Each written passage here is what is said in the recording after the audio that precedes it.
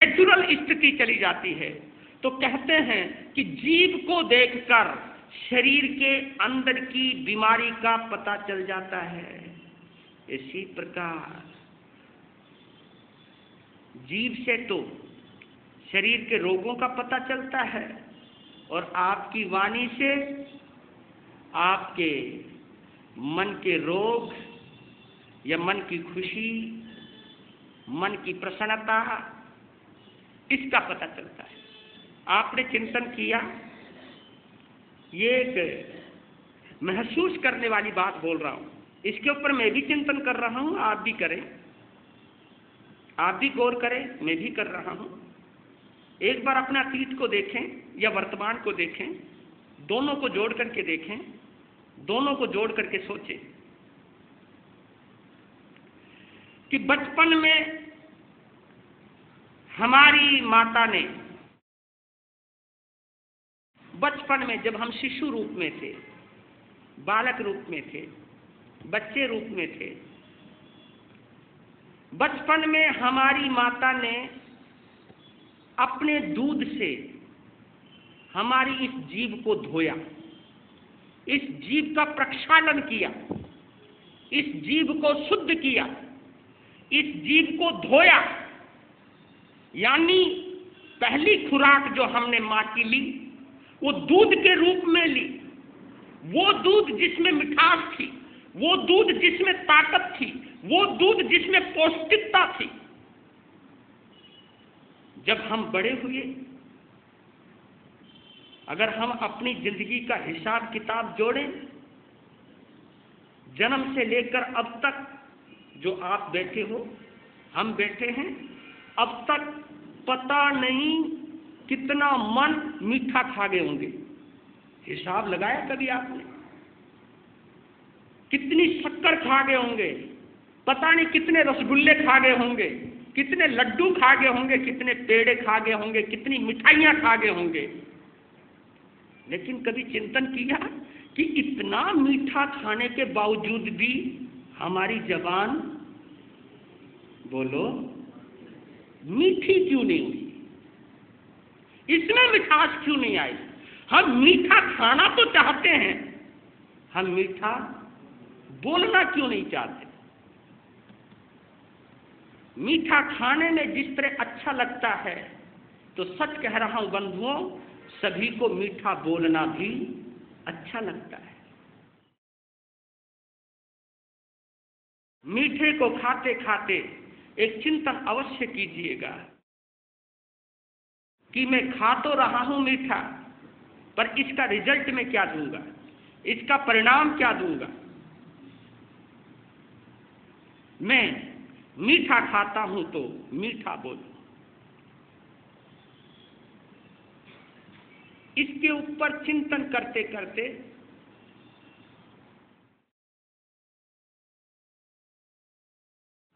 इस वाणी के अनुभवियों ने 8 गुण बतलाए हैं। यानी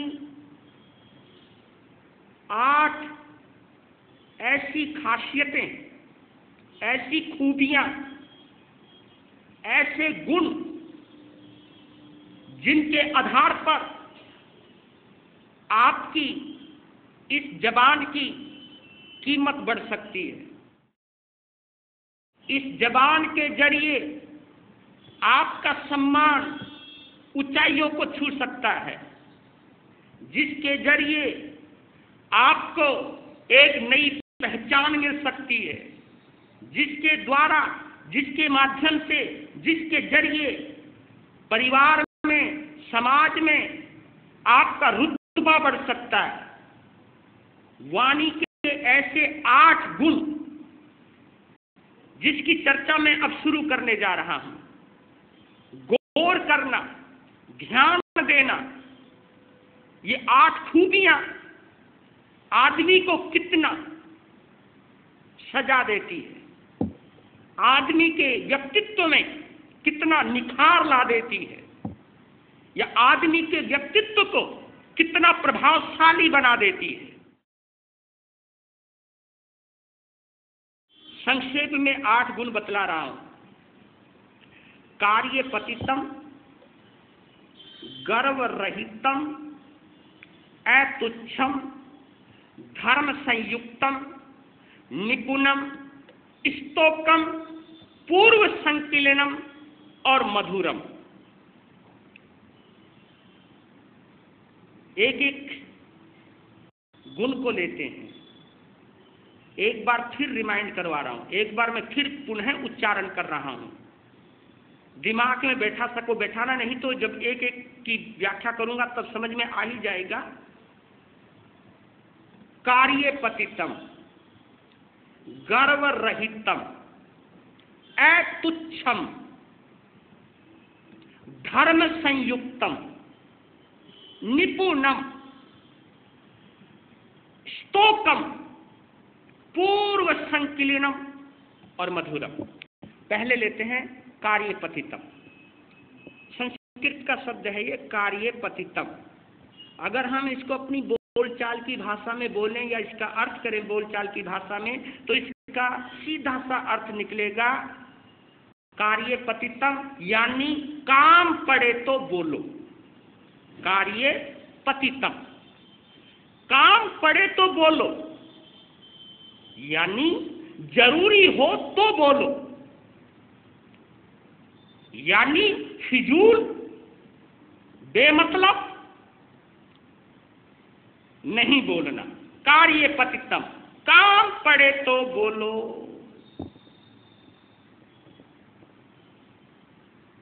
जरूरी हो तभी बोलो। अगर हम अपनी फिजिकल को, अगर हम अपनी बॉडी को, अपने शरीर पर ध्यान दें तो आपने कभी गौर किया हमारे हाथ भी लंबे हैं और हमारी टांगे भी लंबी हैं। हाथ भी लंबे, टांग भी लंबी, लेकिन जीभ दौड़ने का काम आप पांव से कर सकते हो, क्यों? बड़ा काम है भैया। अगर दौड़ना है, चलना है, यात्राएं करनी है तो पांव चाहिए, कदम चाहिए। तो भगवान ने बड़े बड़े काम करने के लिए पांव दे दिया कि दौड़ना हो तो दौड़ना, उसके लिए पांव दे दिया। कुछ काम करना है, किसी को उठाना है, किसी को समेटना है, किसी को कुछ देना है तो हाथ दे दिए। तो हाथ भी लंबे दिए, टांगे भी लंबी दी, लेकिन जीभ छोटी क्यों दी?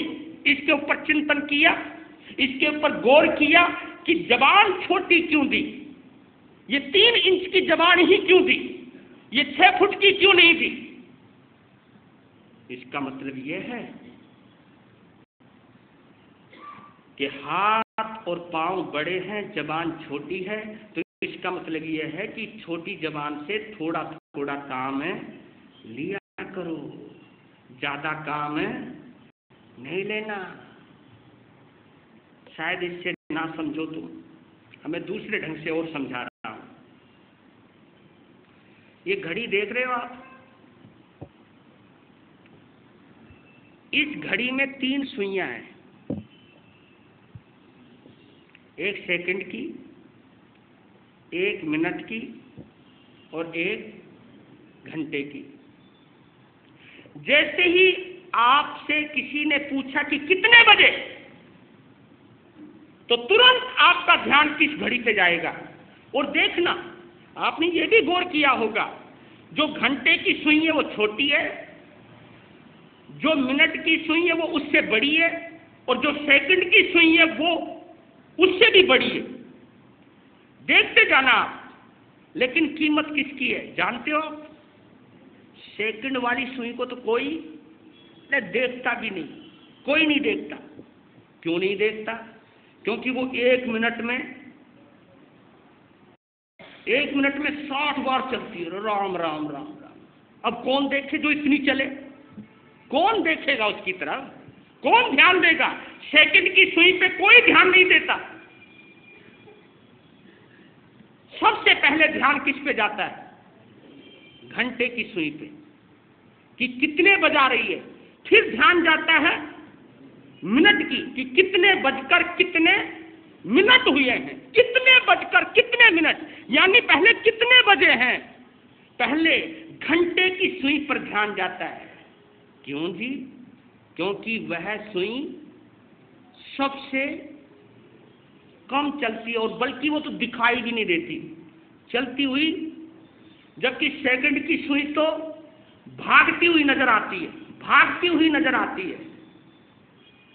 जो भागती है, जो ज्यादा चलती है, उसकी तरफ कोई, बस इसी पे समझ लो आप, जो ज्यादा बोलता है, जिसकी जबान ज्यादा चलती है, लोग उसकी बात पर, और बल्कि जो बातूनी हो, जो ज्यादा ही बोलता हो, जो किसी को पकड़ के ना मेरी सुन, और बात एक बार शुरू करके चुप होने का नाम ना ले, तो ऐसे बंदों को देखकर पतली गली से निकल जाते हैं लोग। अरे भाई, वो कहीं वो ना मिल जावे, कहीं वो ना पकड़ ले, नहीं तो हमारा 1 घंटा खराब कर देगा। तो आप देखना कि बातूनी लोगों से लोग किस तरह कतराते हैं, किस तरह बच करके चलते हैं। उनको इसी से अंदाजा लग जाना चाहिए, इसी से पता चल जाना चाहिए कि ज्यादा बोलने से मेरी कितनी कीमत कम हो चुकी है, कितनी इज्जत जा चुकी है मेरी। ज्यादा बोलने वालों की लोग इज्जत नहीं करते हैं,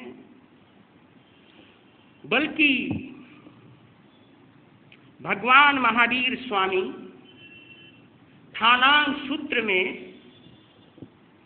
एक बहुत बड़ी बात कहते हैं, मोहरिये सच्चवयनस्य पलिमंथु। मोहरिये, इसको कहते हैं, मोहरिये को मुहर मुहुर, मुहुर मुहुर यानी बार बार, यानी ज्यादा। मोहरिये सच्चवयनस्य पलिमंथु, सच्चवयनम यानी सत्य वचनस्य पलिमंथु, यानी वाचालता। वाचालता समझ गए? वाचाल यानी ज्यादा बोलने वाला, जिसकी जबान ज्यादा चले उसे हम वाचाल कहते हैं। जिसका करैक्टर ठीक नहीं हो उसे हम बदचलन कहते हैं। एक होता है बदचलन और एक होता है वाचाल। वाचाल यानी जिसकी जबान, जिसकी वाणी, वाचाल। वाच जमा चाल, यानी जिसकी वाच यानी जिसकी वाणी ज्यादा चलती है, उसको हमने क्या कहा? वाचाल। वाचालता, वाचालता यानी ज्यादा बोलने से, सत्य वैनस्य पलिमंथु, जो व्यक्ति ज्यादा बोलेगा वो झूठ जरूर बोलेगा। ये एक नियम है, ये कुदरत की एक पहचान है। जो ज्यादा बोलेगा वो झूठ जरूर बोलेगा, क्योंकि बिना झूठ के ज्यादा व्यक्ति बोल ही नहीं सकता। ज्यादा बोलने से वह सत्य वचन का घात करता है, यानी वो सच्चाई का घात करता है, यानी वो अपनी जबान की ताकत को खर्च करता है। वो चाहे तो वचन सिद्धि हो जाए, हाँ, पर लेकिन वचन सिद्धि ज्यादा बोलने से नहीं होती। वचन सिद्धि किसको होती है? शास्त्रों का नियम है कि जो 12 साल तक, कितने? 12 साल तक जो अखंड मौन धारण करता, अखंड मौन। अखंड मौन किसको कहा?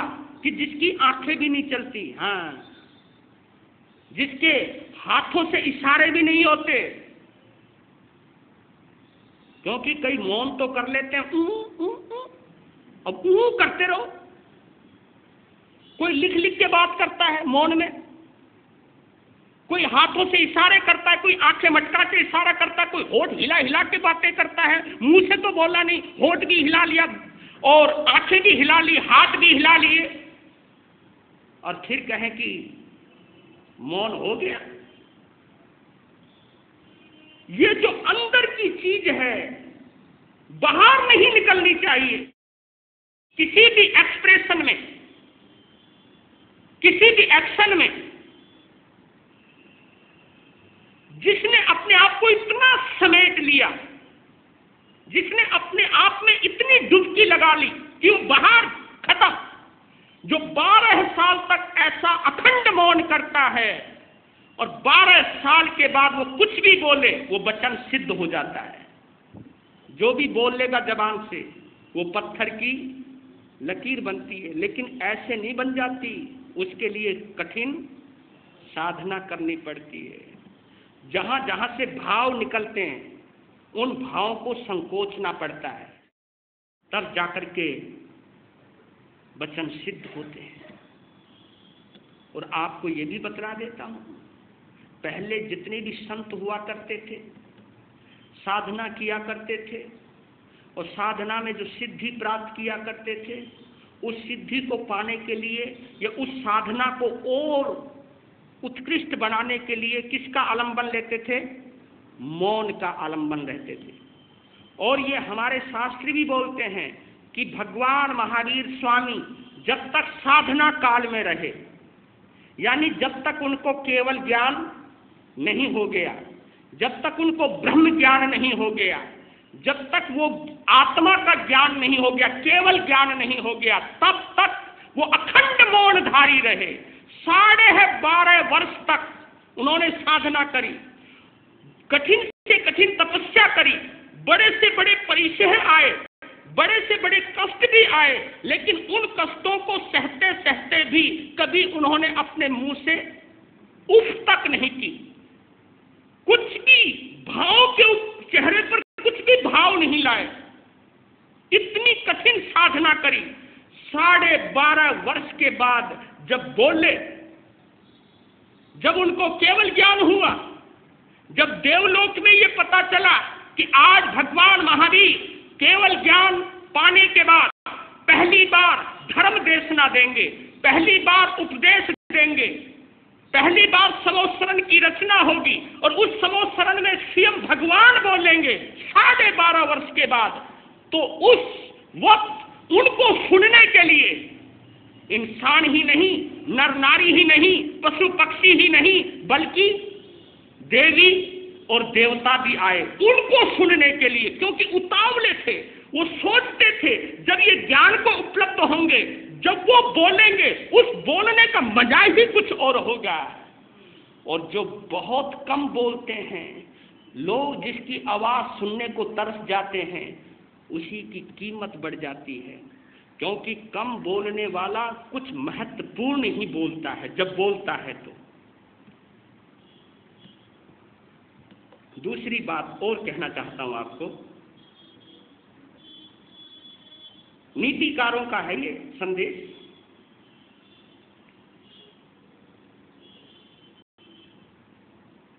बहुवचनम अल्पसारम यह कथयति विप्रलापी सह। बड़ा अच्छा शब्द दिया उन्होंने, बड़ा अच्छा संकेत भी दिया है। बहुवचनम अल्पसारम यह कथयति विप्रलापी सह, यानी क्या? इसका मतलब क्या कि बहुवचनम यानी जिसमें शब्द ज्यादा है और सार कुछ नहीं। अल्पसारम, सार थोड़ा सा और शब्द ज्यादा। बहुवचनम अल्पसारम यानी वचन तो ज्यादा, शब्द तो ज्यादा, अल्पसारम लेकिन सार बहुत ही कम। यह कथयति विप्रलापी सह, जो ऐसा बोलता है, जो ऐसा कहता है। बहुत छोटा शब्द बोल रहा हूं क्योंकि यहां पर जो अर्थ है उसका वही बोलूंगा। विप्रलापी यानी विलाप करना, वो विप्रलाप करना, यानी अगर हम इसको लोक भाषा में बोले तो बकवास करना या बकवाद करना। यानी जिसके पास शब्द ज्यादा है और अर्थ कम है, ऐसे लोगों को क्या कहते हैं? भाई ज्यादा मत बोल, क्यों बकवास कर रहा है, ऐसे बोल देते हैं। उसकी बात को इतना महत्वहीन समझ लेते हैं। और बोलने की कला बताई है, मितम च सारम च वाग्मिता। ये बहुत बड़ी बात कही है कि मितम च सारम च वाचो ही वाग्मिता,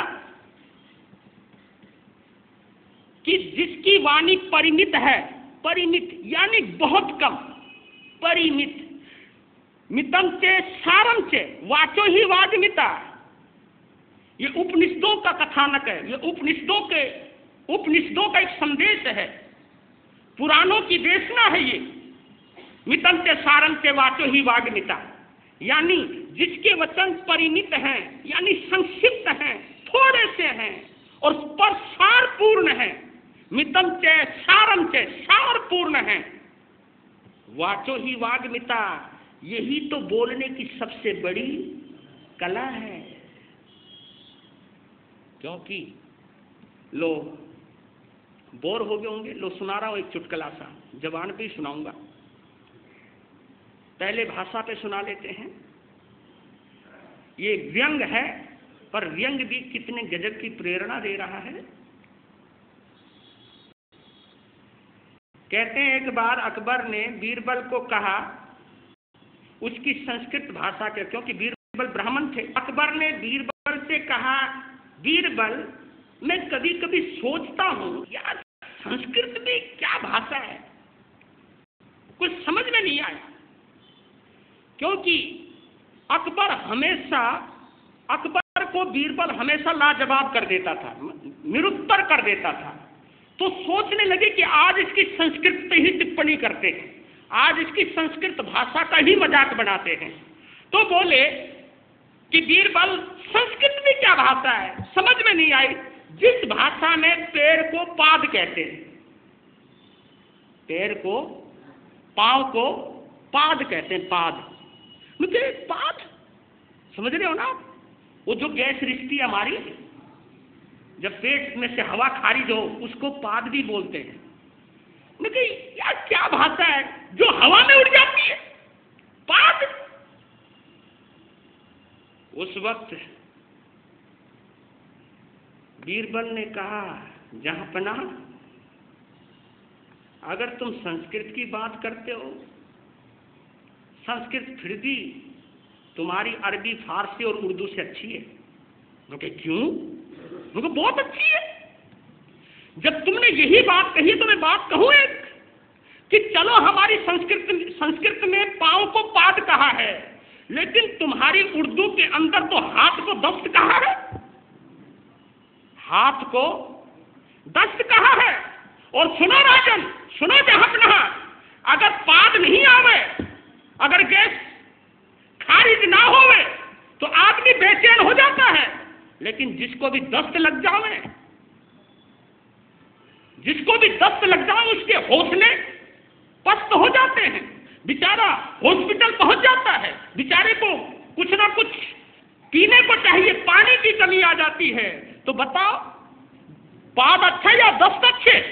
ओहो यार, इसने तो यहां पे भी मारा। फिर सोचने लगे भाई इससे तो पार नहीं पाया जा सकता, इसको तो नहीं हराया जा सकता। एक और प्लानिंग बनाई, एक और योजना बनाई कि इसको तो नहीं हराया जा सकता, तो क्या किया जाए, इसके बाप को ही निशाना बनाया जाए। क्योंकि अगर बाप की बेइज्जती होगी किसी तरह से, तो इधर बाप की बेइज्जती हुई और उधर बेटे की बेइज्जती अपना आती है। बीरबल को कहा अकबर ने कि कल राजसभा में अपने पिता को बुला करके लाना, हम तुम्हारे पिता को देखना चाहते हैं, हम तुम्हारे पिता से कुछ बात करना चाहते हैं। तो बीरबल बहुत दूर की सोचता था। उन्होंने कहा ठीक है जहांपना, कल हमारे पिता आपके दरबार में आएंगे। पिता आए। जिस गद्दी पर बीरबल बैठा करता था, उस गद्दी पर उसने अपने पिता को बैठा दिया, कहा कि ये गद्दी। लेकिन जब वो आ रहे थे तो रास्ते में बीरबल ने एक बात कही अपने पिता को कि बादशाह कुछ भी पूछे, बादशाह कुछ भी सवाल करे, आपको किसी सवाल का जवाब नहीं देना। बस इस बात का ध्यान रखना, बस आप, बाकी मैं संभाल लूंगा। वो कुछ पूछेगा तो बोलना नहीं। नहीं, कुछ नहीं बोलना, वो कुछ नहीं पूछे। ठीक है। बैठ गया बीरबल का पिता। बादशाह अकबर ने कहा, ओए बूढ़े, देखो उसको उत्तेजित करने के लिए बदजुबान से बोले हैं, ओ बूढ़े तेरी उम्र कितनी है? वो अपने चुपचाप, देखा तक भी नहीं उसकी तरफ, देखा भी नहीं। ओ बूढ़े मैं पूछ रहा हूं तेरी उम्र कितनी है? कोई जवाब नहीं है। फिर दूसरा सवाल किया, ओ बूढ़े क्या तू पहली बार आया है इस दरबार में? क्या पहली बार आया है? कोई जवाब नहीं। अबे गूंगा है क्या? बोलता नहीं। बोलना नहीं जानता, बोलता क्यों नहीं?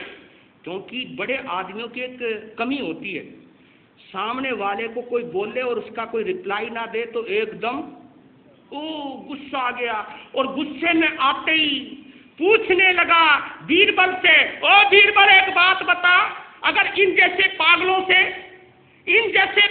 से अगर सामना हो जावे तो क्या करना चाहिए? झट बीरबल ने कहा, अगर पागलों से पाला पड़ जाए तो चुप रहना चाहिए। नहीं समझे? समझ गए ना? हाँ। उसने कहा कि पागलों से पाला पड़े तो क्या करना चाहिए? उस वक्त बीरबल ने कहा कि अगर पागलों से पाला पड़ जाए तो, उन्होंने कहा, वो तेरा भला हो, इसने मुझे यहाँ पे भी पागल साबित कर दिया। तो यही वाली बात है, यही समझने वाली बात है, बोलने से इज्जत नहीं होनी है। और एक बात मुझे कबीर की याद आती है, उसको कहकर के मैं अपनी बात पूरी कर रहा हूं इस वक्त। पढ़ पढ़ पोथा, पढ़ पढ़ पोथा, रह गया थोथा। पढ़ पढ़ पोथा, रह गया थोथा, संस्कृत ने फारसी। पढ़ पढ़ पोथा, रह गया थोथा, संस्कृत ने फारसी। बिना विचारे भाषा बोले लेकिन पार उतारसी। बिना विचारे, चाहे कोई कितना भी पढ़ जावे, चाहे कोई कितना पढ़ा लिखा हो, चाहे कोई संस्कृत का विद्वान हो, फारसी का विद्वान हो, अनेक भाषाओं का जानकार हो, लेकिन अगर उसे बोलना नहीं आता, जो बिना विचारे बोलता है, बिना समझ के बोलता है और लापरवाही में बोलता है, ऐसे व्यक्ति की कोई कदर नहीं होती है, चाहे वो अपने आप में कितना पढ़ा लिखा क्यों ना हो। आपकी कीमत आपकी जबान से बढ़ेगी। किस वक्त बोलना है, किस वक्त नहीं बोलना है, इस विवेक से बढ़ेगी। बहुत अच्छा। जो गम किसी को हमने दिए, वो गम तो हमको लेने। जो गम किसी को हमने दिए, वो गम तो हमको लेने पड़ेंगे, लेने पड़ेंगे, लेने पड़ेंगे, लेने पड़ेंगे। क्या जो गम किसी को हमने दिए, वो गम तो हमको लेने। भले का भला, बुरे का बुरा, नतीजा मिला करता है। करके बुरा और चाहे भला, ये हरगिज नहीं हो सकता है। जो कर्ज हमने ले लिए, वो कर्ज तो हमको देने पड़ेंगे। लेने पड़ेंगे, लेने पड़ेंगे, लेने पड़ेंगे, लेने पड़ेंगे।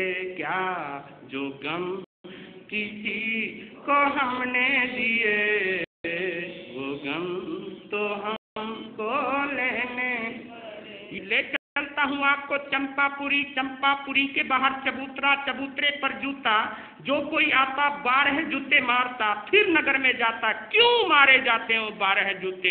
ये रहस्य है इस कहानी का, जो खोल रहा है उज्जैनी का सेठ लक्ष्मीधर अपने सेवक रामू के समक्ष। कल आप सुन रहे थे धारावाहिक में,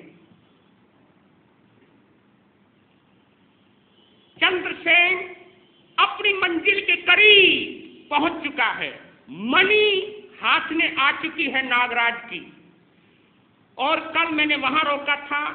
पहले उसने फन फड़फड़ाया, तड़फा, फिर मनुष्य का रूप धारण किया उस नागराज ने और आवाज देने लगा। वो कौन सी थी आवाज, वही रोका था मैंने। तो सुनिए, बोल रहा है नागराज, कोई भी मनुष्य हो, कोई भी देवता या किन्नर हो, कोई भी है जिसने मेरी मणि ली है, वो मेरे सामने आ जाए। मैं उसे कुछ नहीं कहूंगा, ये मेरा वादा है, लेकिन मेरा एक जरूरी काम है, वो काम सौंपना चाहता हूं और मैं इस जीवन को छोड़ना चाहता हूं। आ जाओ, कोई भी कहीं पर भी छुपा है जिसने मेरी मणि ली है, वो मेरे सामने आ जाए। ये बात सुनी राजा चंद्रसेन ने, उसका दिल तो वैसे उसको तड़पता तड़पता देख करके वैसे ही रोने लग गया था। उसने सोचा जब ये बुला रहा है तो चाहे कुछ भी हो, मुझे जाना चाहिए। तुरंत गया और मणि सामने कर दी, कहा कि मैं हूं राजा चंद्रसेन, मैं हूं आपका अपराधी, लेकिन मैं क्या करूं, ये वजह थी। सब सुना, सुन करके कहा, हे नरराज, हे नरेश, हे नरेंद्र, तुमने मेरी मणि को चुराया, मुझे कोई अफसोस नहीं। मणि चुराने का मतलब है कि अब मेरा आखिरी वक्त आ गया है। जब तक मेरी जिंदगी थी, सुनिए कितनी पॉजिटिविटी है, जब तक मेरी जिंदगी थी किसी ने मेरी मणि को हाथ नहीं लगाया। तो मैं ये क्यों सोचूं कि तुमने मणि चुराई, मैं इसलिए मर रहा हूं। मैं ये क्यों सोचूं कि तुमने मणि चुराई, मैं इसलिए मर रहा हूं। मैं ये क्यों ना सोचूं कि अब मेरा वक्त आ गया है, इसलिए तुमने मेरी मणि चुराई। मैं मरने से पहले कुछ दायित्व है वो जो मैं तुम्हें सौंपना चाहता हूं। मैं इस समय बावड़ी से बाहर हूं, मणि तुम्हारे हाथ है। मेरी एक गुजारिश है, मेरा एक दायित्व है, वो तुम्हें वहन करना है, निर्वहन करना है। मैं मणि ही नहीं, मणि तो मैं तुम्हें दहेज में दे रहा हूं, जो इस वक्त मेरे पास है मैं वही दे सकता हूं। मणि मैं तुम्हें दहेज में दे रहा हूं। मेरी एक ही इकलौती कन्या है चंद्रवती, जो इस बावड़ी में शीश महल में रहती है। इस मणि के सहारे आप बावड़ी में जैसे ही पांव रखोगे, आपको रास्ता मिलता चला जाएगा और आप चलते चले जाना, चलते चले जाना। इसकी तलहटी में एक विशाल साम्राज्य है मेरा, वहां आपको मेरी कन्या चंद्रवती मिलेगी। आज मैं अपनी बेटी का हाथ तुम्हें सौंपता हूं, मेरी बेटी का ख्याल रखना। बस उसी की प्यार में मैं जिंदा था, अब मेरा वक्त आ गया है और ये मणि एक पिता की ओर से कन्यादान के रूप में ये तुम संभालो। ये कह के यूं एकदम सांप रूप में तब्दील हो गया नागराज और झाड़ियों में पता नहीं कहां चला गया। उस मणि को देखता रहा, मणि को छुया। कितने भरे दिल से एक पिता ने अपनी बेटी का हाथ दिया और वो सारी बातें कुलदेवी की सत्य साबित हो गई। उसने भी यही कहा था, नागराज है, नाग कन्या जिसका नाम बोलो चंद्रवती है, सब चीज जिससे तुझे 2 संतान मिलेगी, ये सब चीज। रात कब बीत गई पता नहीं चला। सुबह उठा, जैसे ही बावड़ी के पास पहुंचा मुंह धोने के लिए, तो जैसे ही बावड़ी के पास जाए पानी और पीछे, क्या हुआ? तब समझ गए कि नहीं, अब तो कुल्ला काला भी नीचे ही करेंगे और मणि के सहारे बावड़ी में उतर गया। जब नीचे पहुंचा नाग भवन में, तो वहां नाग कन्याएं और भी दास दासी थी, जो दासियां थी दौड़ रही थी। एक मनुष्य को जब देखा तो दौड़ी दौड़ी गई। चंद्रवती बैठी हुई थी, कहा कि कोई मनुष्य आया है, हमारे नाग भवन में मनुष्य आया है, अगर आपकी इजाजत हो तो उसे डसकर हम खत्म कर दें। चंद्रवती ने कहा कि नहीं, कौन आया है मनुष्य? कोई आ ही नहीं सकता यहां पर। अगर कोई आया है तो कोई बात है, उसको मेरे सामने लाओ। तो सामने जैसी वो बोल रही थी मेरे सामने लाओ, वैसे ही चंद्रसेन उसके सामने आ गया। दोनों की आंखें मिली। और देखो पूर्व संस्कार कितने गजब के होते हैं। जैसे ही आंखें मिली, दोनों ही एक दूसरे में खो गए।